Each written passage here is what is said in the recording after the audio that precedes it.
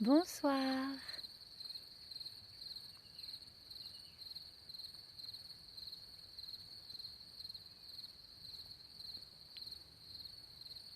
Pour vous, j'inspire le parfum du pré après la pluie. J'inspire le parfum de la terre et des plantes qui ont bu. Ça sent si bon ce soir, si bon au-dessus du pré.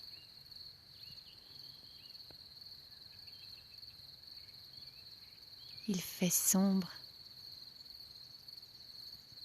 parce qu'il y a beaucoup de nuages. Et je crois que ce soir,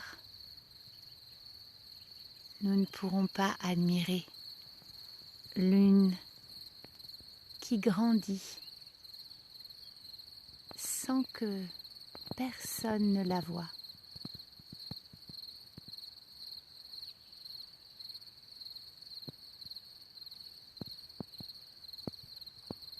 Ce soir, je voudrais vous reparler de la terre, de cette terre qui nourrit, de cette terre dont nous sommes issus. Beaucoup de ces mythes d'émergence dont je vous parle ici depuis, je crois, 4 soirs, beaucoup de ces mythes d'émergence parlent de l'argile, racontent comment nous avons été faits d'argile, nourris d'argile, comment nous avons grandi dans l'argile.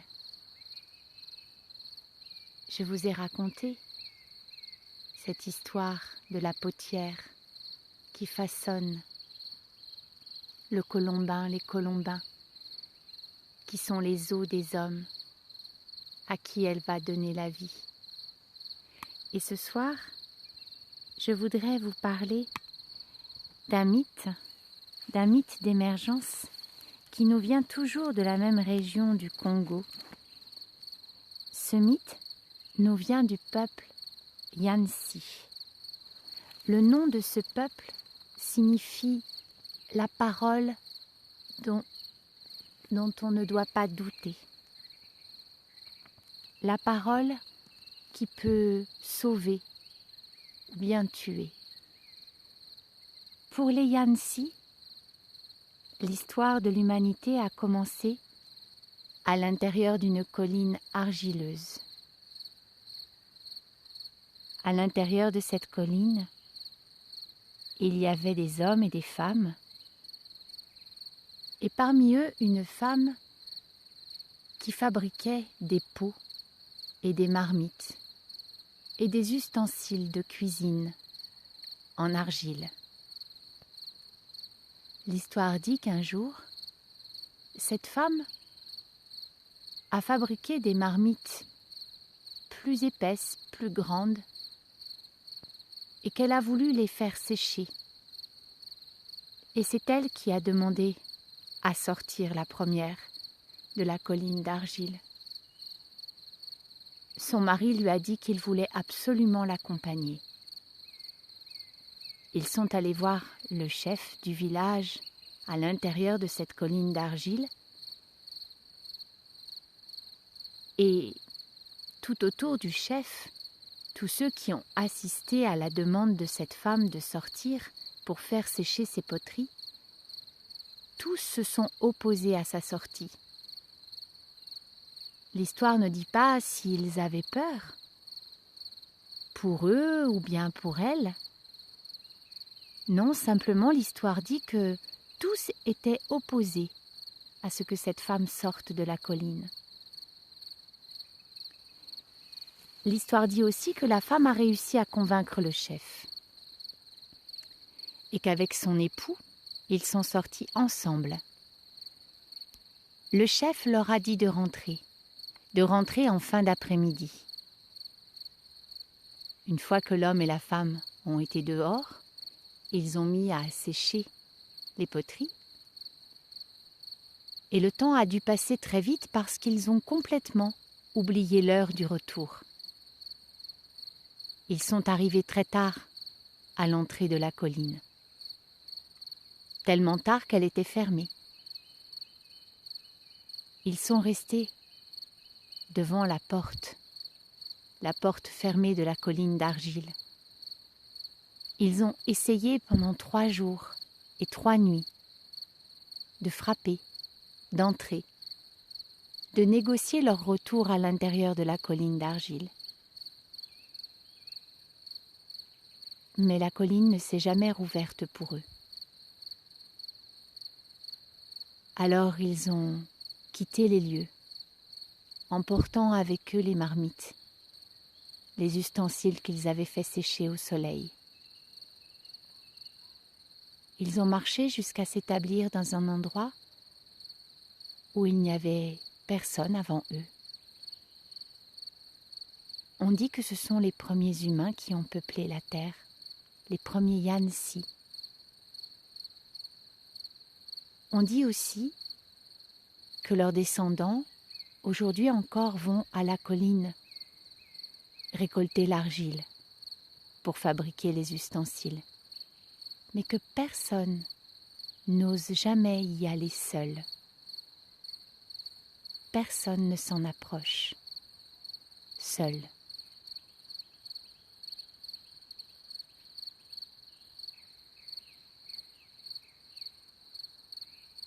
Même les oiseaux cette nuit chantent plus fort que les autres nuits avant la pluie.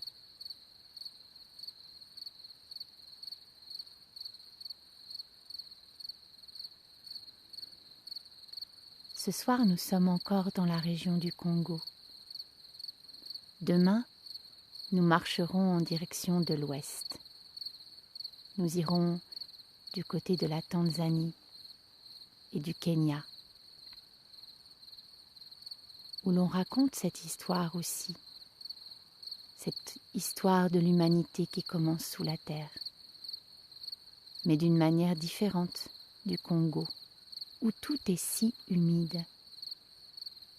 Mon ami Espérant, qui vient du Congo, me dit « Imagine-toi, il pleut 9 mois sur 12. J'ai beau vivre dans un pays en Chartreuse où il pleut souvent, je n'arrive pas, Espérant, à m'imaginer un pays où il pleut 9 mois sur 12. Alors bien sûr, il y a l'argile et la terre humide. Bien sûr, il y a les fleuves et les ruisseaux et des poissons que l'on pêche et que l'on déguste, sauf ceux qui sont dans les grottes, bien sûr. Vous vous souvenez hier de l'histoire qui nous interdit d'aller pêcher dans la grotte. Avant de quitter le Congo, demain, je voudrais vous parler encore de cette région qui raconte aussi que les premiers hommes, au Ghana ou au Congo, à la limite avec le Centrafrique ou le Cameroun, il y a plusieurs versions qui racontent que le premier homme a été créé par araignée. Parfois, araignée s'appelle Tolé. Parfois, il ne s'appelle pas, c'est père araignée. Ou bien Anansi. On dit que quand araignée, Tolé ou Anansi, quand père araignée a créé le premier homme, il l'a fait en frappant sur une termitière. Il l'a appelé premier-né. Et ce premier homme, il se sentait seul. Il se sentait seul et, dans certaines versions, il se plaignait de son sort. On dit qu'un jour, il a rencontré le porc-épic, alors qu'il errait seul, désespéré, cherchant la compagnie. Le porc-épic lui a dit « Certes, je ne suis pas aussi puissant qu'Anansi le Créateur, que celui qui t'a donné la vie, mais néanmoins, je peux faire quelque chose pour toi. » Et ils se sont approchés à ce moment-là d'une autre termitière, ou bien d'une fourmilière, suivant les versions. Porc-Épic a dit à l'homme « Regarde, à l'intérieur de cette termitière, il y a ta compagne. Elle aura faim quand elle va sortir. Alors, je vais chercher pour elle le miel. » Il a rapporté du miel et il a frappé sur la termitière. Une femme est sortie. Porc-Épic lui a offert le miel. Et elle l'a trouvé excellent, ce rayon de miel. C'est un nectar qui coule dans la bouche comme un sirop de fleurs.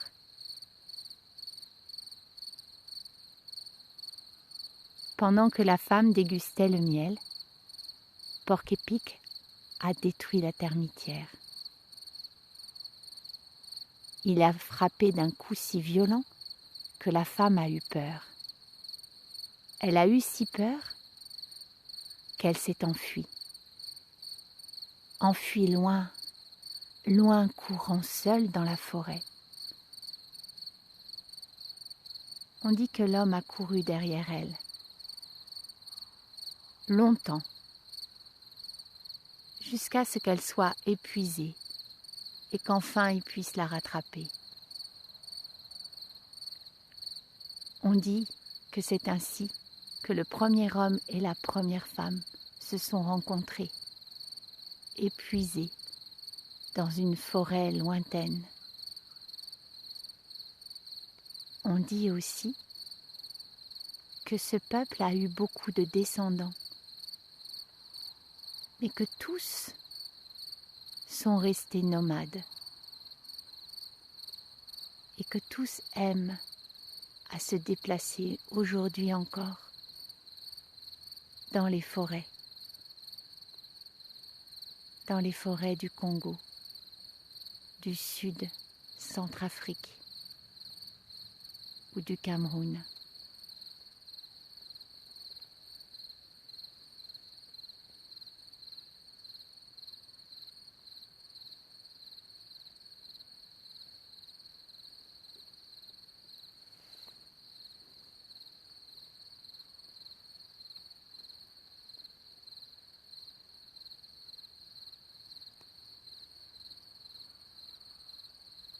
Je ne sais pas bien vous expliquer ce que je fais ici chaque soir.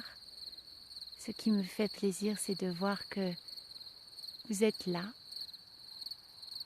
En fait, je crois que je suis en train d'écrire le prochain spectacle et que ces mythes d'émergence, si vous n'étiez pas là pour les écouter tous les soirs, eh bien, je ne les entendrai pas de cette manière-là.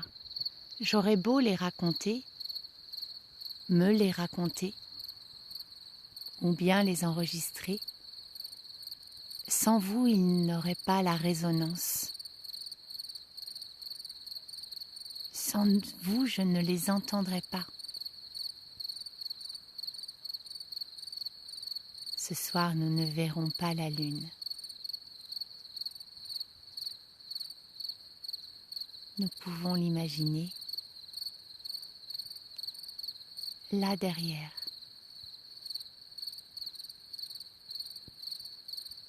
Grandissant de jour en jour. Bientôt, elle sera moitié. Et nous aurons compté 7 nuits.